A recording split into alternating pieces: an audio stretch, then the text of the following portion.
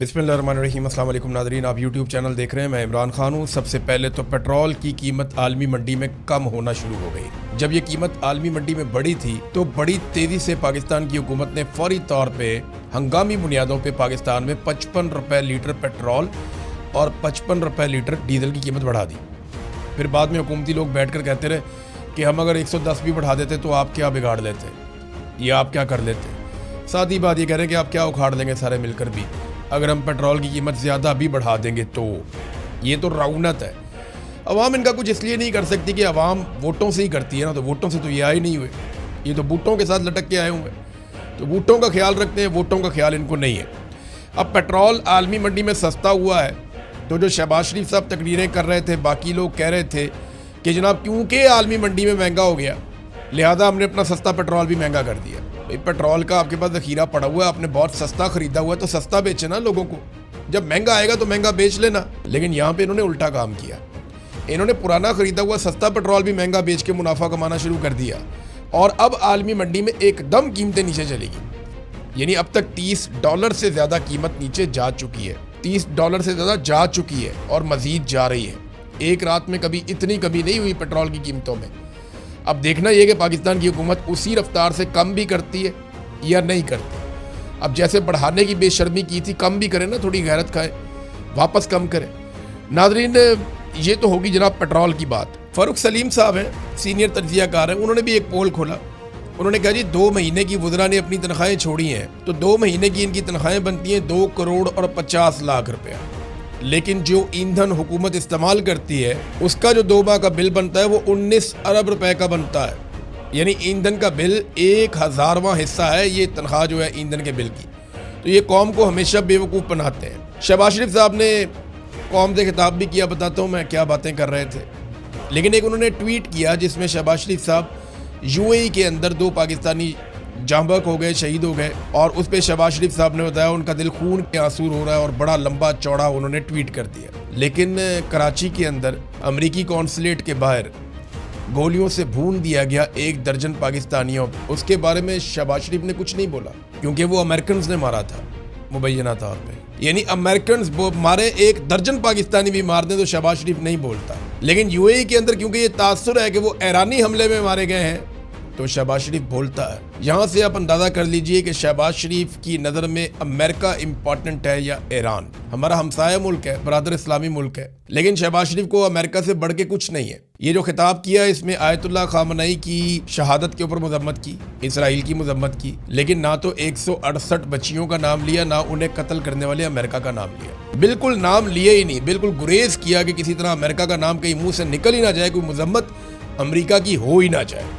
ये जनाब इनकी औकात है और डोनाल्ड ट्रंप अच्छी तरह जानते हैं इनकी औकात को और वो इनको इनकी औकात के अंदर रखना भी अच्छी तरह जानते हैं। अब नाज़रीन, इसराइल से ना कुछ खबरें ऐसी आ रही हैं जिनकी हम अभी तस्दीक नहीं कर सकते, लेकिन इसराइली मीडिया और दीगर जो आलमी मीडिया है वो इन खबरों के बारे में बहुत बात कर रहा है। इन खबरों की जो तरदीद छपवाई जा रही है इसराइली गवर्नमेंट की जानिब से इसराइली मीडिया में, उसमें भी कोई सबूत नहीं दिया जा रहा। यानी ये कहा जा रहा है कि जो खबर आई है उसका सोर्स ठीक नहीं है, जो खबर आई है उसके अंदर ये गलती है। ये नहीं कहा जा रहा कि खबर ही गलत है और झूठी है और ये सबूत है हमारे पास। मिसाल के तौर पे ये एदो नेतन्याहू है, नेतन्याहू का भाई है, इसके बारे में दावा किया गया कि ये ईरानी मिसाइल हमले के अंदर ये मारा गया। अब इस पे जो है वो इजरायली मीडिया इधर की बातें तो कर रहा है, लेकिन ये नहीं बता रहा कि नहीं ये जिंदा अभी तक, ये मारा गया, ये खबर तो आ गई। और ये दावा किया गया कि नेतन्याहू का भाई, जो खुद भी नेतन्याहू है, यानी ये बेंजामिन नेतन्याहू है जो वज़ीर आज़म है, और उसका भाई जो है वो एदू नेतन्याहू है, तो एदू नेतन्याहू के बारे में बताया जा रहा है कि वो एक हमले के अंदर मारा गया। लेकिन इसकी तरदीद भी इस तरीके से की जा रही है, नहीं खबर में यहाँ पे गलती है, ये वाली भी खबर में गलती है, इस तरह तरदीद की जा रही है। ये नहीं बताया जा रहा कि बंदा जिंदा है। फिर एक इतमार बिन गवीर, ये एक और वज़ीर है, नेशनल सिक्योरिटी का मिनिस्टर है, इसराइल का बड़े सख्त बयानात ये देता है। इसके बारे में खबर आई कि ये भी मार दिया गया, तो इजरायली मीडिया ने कहा नहीं इसका तो कार एक्सीडेंट हुआ है। कभी इसके बारे में खबर आती है ये मार दिया गया, कभी खबर आती है ये बहुत ज़्यादा ज़ख्मी हो गया। बेंजामिन नेतन्याहू जो वज़ीर आज़म है इसराइल का, वो खुद भी गायब है। यानी पिछले 2 दिनों से मैं अभी चेक कर रहा था सारा मीडिया पे, सोशल मीडिया पे, हर जगह डोनाल्ड ट्रंप आपको हर 2-4 घंटे के बाद नजर आ जाते हैं। आपको पता चलता है डोनाल्ड ट्रंप ने ये स्टेटमेंट दिया, ये बात की, अब ये वाला हिकमत अमली बना रहे हैं, ये वाला मंसूबा है, वो आपको नजर आता है। जंग में है ना, नेतन्याहू आपको लगातार एक दिन में 6-7 दफा नेतन्याहू की खबर आ रही थी, लेकिन गुज़िश्ता 2 दिनों से अभी जब मैं रिकॉर्डिंग कर रहा हूँ नेतन्याहू दिखाई नहीं दिया। नेतन्याहू की कोई एक्टिविटी रिपोर्ट हुई है, बल्कि कुछ ऐसे दावे भी किए जा रहे हैं कि नेतन्याहू की कुछ ऐसी मुलाकातें या मीटिंग्स जो तय थी वो कैंसिल हुई हैं। अब ये क्या हुआ है इसके बारे में कुछ कहा नहीं जा सकता। नेतन्याहू कहाँ है बताया नहीं जा सकता। अफवाहें लोग उड़ा रहे हैं कि शायद नेतन्याहू मारा गया, कुछ लोग ये अफवाहें उड़ा रहे हैं कि शायद नेतन्याहू जो है वो जख्मी हो गया। अब नेतन्याहू जख्मी है या मारा गया है इसके बारे में अभी इस वक्त जो इतलात आ रही हैं वो मुकम्मल तौर पे कंफर्म नहीं है, लेकिन नेतन्याहू मंजर से गायब है। 2 दिन हो गए हैं नेतन्याहू की कोई फुटेज, कोई बयान, कोई चीज़, कोई मुलाकात सामने नहीं आया। हालांकि जो आदमी जंग लड़ रहा होता है उसको रोज़ाना सामने आना होता है। एक छोटी सी जंग थी ये आज़रबाईजान की और आर्मीनिया की, रोज़ाना की बुनियाद पे दोनों हुक्मरान सामने आते थे। इल्हाम अलियव जो आज़रबाईजान के सदर थे वो रोज़ाना स्टेटमेंट देते थे, 4-4, 5-5 टीवी चैनल्स को इंटरव्यू देते थे, लेकिन यहाँ पे नेतन्याहू का इस तरह से गायब हो जाना, कुछ कहा नहीं जा सकता कि मामला किस तरफ जा रहा है। सऊदी अरब पे भारत बहुत ज्यादा दबाव है। डोनाल्ड ट्रंप के करीबी साथी सऊदी अरब पे दबाव डाल रहे हैं कि आप इस लड़ाई के अंदर उतरें, आप इस लड़ाई को लड़ें, और सऊदी अरब को ये लड़ाई लड़नी चाहिए। बार बार ये कहा जा रहा है और सब ये जानते हैं कि अगर सऊदी अरब ये लड़ाई लड़ेगा ना तो ऑटोमेटिकली पूरा का पूरा अरब खित्ता इस लड़ाई को लड़ेगा। वो ये जानते हैं कि अगर सऊदी अरब ईरान के खिलाफ इस लड़ाई में आ गया तो ऑटोमेटिकली कतर भी आ जाएगा, कुवैत भी आ जाएगा, यूएई भी आ जाएगा, उर्दन भी आ जाएगा, बहरीन भी आ जाएगा। कम से कम ये 6 ममालिक मिलकर अटैक कर सकते हैं ईरान के ऊपर अगर सऊदी अरब इस लड़ाई में उतर गया तो। अभी तक तो सऊदी अरब नहीं उतरा।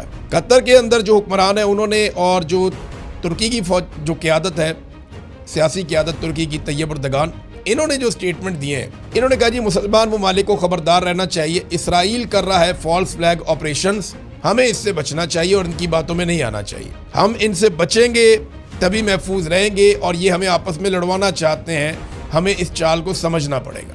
ये बात तुर्की भी कह रहा है और कतर भी कह रहा है। लेकिन सऊदी अरब के ऊपर शदीद दबाव है, जिसपे सऊदी अरब ने एक स्टेटमेंट तो जारी किया है, लेकिन ये पता नहीं है कि सऊदी अरब इस लड़ाई में उतरता है या नहीं उतरता। अच्छा, ये 5 अरब ममालिक जिनमें बहरीन है, कुवैत है, कतर है, यूएई है, उर्दन है, ये तो जाएंगे लड़ने के लिए अगर सऊदी अरब गया। पाकिस्तान को भी लड़ाई लड़ने के लिए जाना पड़ेगा, क्योंकि पाकिस्तान ने सऊदी अरब के साथ एक दिफाई मुआहदा किया, बल्कि सऊदी अरब से पैसे भी लिए। पाकिस्तान की सिचुएशन बड़ी ऑड है, यानी एक बड़ी अजीबोगरीब सिचुएशन में पाकिस्तान फंस गया है। बड़ी मुश्किल सूरत हाल है कि सऊदी अरब से पाकिस्तान ने उस वक्त पैसा मांगा जिस वक्त सऊदी अरब को पाकिस्तान की ज़रूरत है। यानी पाकिस्तान के फील्ड मार्शल को तलब किया गया सऊदी अरब में, सऊदी वज़ीर दिफा ने बुलाया। पैसे वैसे देते हैं तो वो तलब ही करते हैं, रिक्वेस्ट नहीं करते वो लोग। तो उन्होंने बुलाया, बुला के आसिम मुनीर साहब से बात की। आलमी मीडिया में खबरें छपी कि पाकिस्तान को अब कहा जा रहा है कि जनाब हमारी हिफाजत के लिए आए, आपने हमारे साथ दिफाई मुआहदा किया हुआ है। तो उसके बाद बजाय कि पाकिस्तान को इस पे वाज़ेह स्टेटमेंट देता, पाकिस्तान ने मुतालबे कर दिए। यानी जब कोई मुल्क फंसा हुआ हो, कोई मुल्क हालत जंग में हो, किसी की फैक्ट्रियाँ और मिलें बंद हो रही हों, किसी का कारोबारी ज़िंदगी मुअत्तल हो गया हो, किसी मुल्क के अंदर बम गिर रहे हो, किसी मुल्क की समुद्री रस्ते बंद हो जाए, उनका जो सोर्स ऑफ इनकम सबसे बड़ा है ऑयल रिफाइनरीज, वो वहाँ पे काम रुक जाए, तो इसका मतलब क्या होता है? इसका मतलब होता है कि वो मुश्किल में है। तो जब वो मुश्किल में है उस वक्त आप उससे पैसा मांग रहे हैं कि जनाब $5 अरब डिपॉजिट दे दें और $5 अरब का आप हमें तेल दे दें। ये पाकिस्तान ने इखलाकी नुक्ता नज़र से बहुत अजीब काम किया। पाकिस्तान की सरकार ने बड़ी घटिया और छोटी हरकत की है। अब इसका खुमियाजा भुगतना पड़ेगा। अगर लड़ाई हो जाती है तो पाकिस्तान को लड़ाई में उतरना पड़ेगा हर हाल में।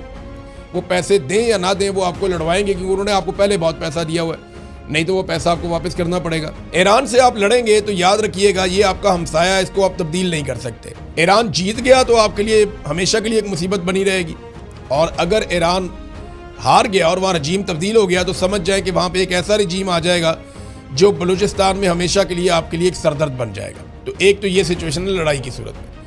और अगर पाकिस्तान ये लड़ाई नहीं होती तब भी सऊदी अरब ये बात याद रखेगा कि जब हमारे पे मुश्किल वक्त आया था हमने पाकिस्तान को आवाज़ दी तो पाकिस्तान ने पैसे मांग लिए थे। ये बात भी सऊदी हुक्मरान अपने जहन में रखेंगे। और मोहम्मद बिन सलमान ये 3-4 दफ़ा, आसिम मुनीर साहब जब गए हैं सऊदी अरब हाल ही में 3-4 दफ़ा गए, मोहम्मद बिन सलमान के साथ इनका कोई फ़ोटो या मुलाकात नहीं आई सामने। अब मुलाकात जो है वहाँ के वज़ीर दिफा से हो रही है, मोहम्मद बिन सलमान से नहीं हो रही।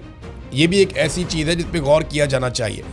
नाज़रीन, डोनाल्ड ट्रंप ने स्टेटमेंट दिया, उन्होंने कहा ईरान के खिलाफ जंग खात्मे के करीब है, ये दावा किया उन्होंने। और इन्होंने टीवी चैनल से बात की और मुख्तलिफ जगहों पे सहाफ़ियों के साथ बात की। उन्होंने कहा 4-5 हफ्ते ये जारी रहेगी लड़ाई, मगर अमेरिका अपने वक्त से काफ़ी आगे चल रहा है, ईरान के खिलाफ जंग खात्मे के करीब है। ईरान की फौजी सलाहियत को नुकसान पहुंचा है। इन्होंने दावे किए कि हमने तबाह बर्बाद कर दिया ईरान को। लेकिन यहाँ पे ट्रंप ने एक बड़ी संजीदा धमकी भी लगाई है, क्योंकि आबनाए हुर्मुज़ को ईरान ने बंद किया हुआ है और ईरान ने एक बड़ी अजीबोगरीब ऑफर कर दी है। ईरान ने कहा कि जो मुल्क भी अमरीकी और इसराइली सफीर को अपने मुल्क से निकाल देगा, उसके लिए आबनाए हुर्मुज़ खुल जाएगी। वो खुशामदीद कहेंगे हम उसको, वो जाए यहाँ से, जितने जहाज लेकर जाने लेकर जाए। यानी पाकिस्तान अगर चाहता है कि आबनाए हुर्मुज़ से पाकिस्तान के भरे हुए पेट्रोल के जहाज पाकिस्तान के साहिलों पे पहुंचे, तो पाकिस्तान के पास इसराइली सफीर तो है ही नहीं। सिर्फ अमरीकी सफीर को कहेंगे भाई जाएं घर में, तो यहाँ से जितने मर्जी जहाज आप गुजार लें।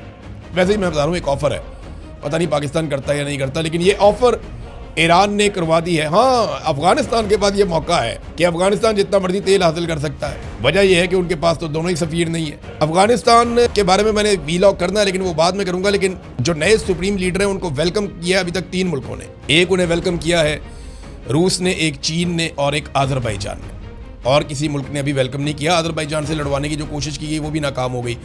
तुर्की से लड़वाने की कोशिश की गई, वो भी नाकाम हो गई। साइप्रस का हमला गले डाला गया, वो भी नाकाम हो गया। एक आरामको रिफाइनरी है सऊदी अरब में, वो गले डाली गई, वो भी नाकाम हो गई। बल्कि अब सबूत सामने आ रहे हैं कि अरब ममालिक की सरजमीन को वाकई में अमेरिकन ने ईरानियों के खिलाफ इस्तेमाल किया और लगातार इस्तेमाल किया है। बहरहाल ट्रंप ने कहा कि अगर ईरान ने ऐसा कोई कदम किया जिससे आबनाए हुर्मुज़ ने तेल की तरसील रुक जाए, वो तो रुक गई है, तो इसे अमेरिका की तरफ से अब तक के मुकाबले में 20 गुना ज्यादा सख्त जवाब दिया जाएगा। हम मजीद ऐसे अहदाफ को आसानी से तबाह कर देंगे जिन्हें निशाना बनाने से ईरान के लिए बतौर कौम दोबारा खुद को तामीर करना, खड़ा करना तकरीबन नामुमकिन हो जाएगा। इतनी तबाही फेरेंगे वो ईरान के अंदर, वो ये कह रहे हैं। मौत, आग और गजब उन पर नाजिल होंगे। ताहम मैं उम्मीद करता हूँ और दुआ करता हूँ कि ऐसा ना हो। डोनाल्ड ट्रंप के अल्फाज बड़े सख्त होते हैं और बहुत एक्सट्रीम पे चले जाते हैं, लेकिन फिर डोनाल्ड ट्रंप को पीछे हटना पड़ता है तो उतनी शर्मिंदगी भी हो जाती है बाज़ औक़ात। बहरहाल डोनाल्ड ट्रंप से प्यूटन ने भी रब्ता हुआ, दोनों का टेलीफोनिक, और उसमें जो खबर बाहर आई वो यही आई कि प्यूटन ने यही मशवरा दिया डोनाल्ड ट्रंप को कि ये जंग बंद की जाए ईरान के साथ फौरी तौर पे, क्योंकि जंग से जो नुकसान हो रहा है वो पूरी दुनिया का हो रहा है, तो आप इस जंग को फ़ौरन बंद करें। नाज़रीन, अमेरिका की इस जंग में एक फ़ायदा उठाया है चाइना ने। कैसे उठाया, मैं आपको एक छोटी सी चीज़ बता देता हूँ कि इतलात के मुताबिक चीन इस सारी जंग को फिल्मा रहा है। सैटेलाइट के ज़रिए से इस जंग का एक एक मंजर रिकॉर्ड कर रहा है।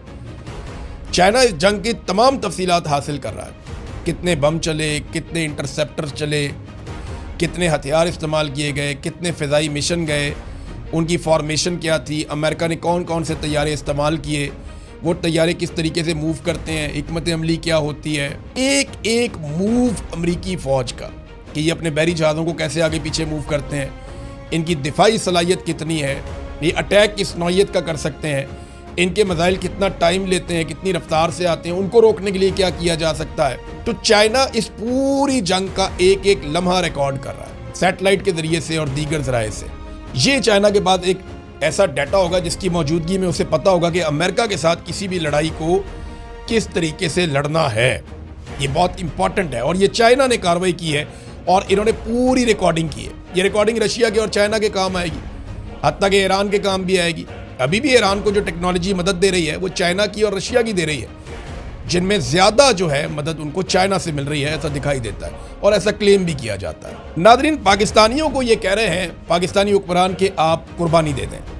पाकिस्तानियों को कह रहे हैं कि आप कुर्बानी दें, आप गरीब हो जाएं, आप ज़्यादा टैक्सेस दें, आप ज़्यादा पैसा हुकूमत को दें, लेकिन अपनी अयाशियाँ इनकी ख़त्म ही नहीं हो रही।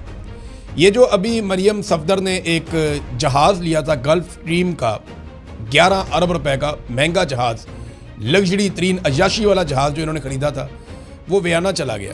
अब वियना क्या करने गया, किसको लेकर गया, कोई बताया ही नहीं। क्या कोई वफद गया है, उसके हवाले से खबर ही कोई नहीं आई।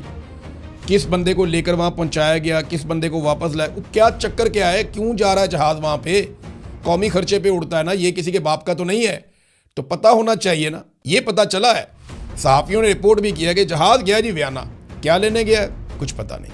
ये इनके हालात हैं, कौम को कहते हैं कुर्बानी दो और ख़ुद इनकी ये हालत है। अब तक के लिए इतने, अपना ख्याल रखिएगा।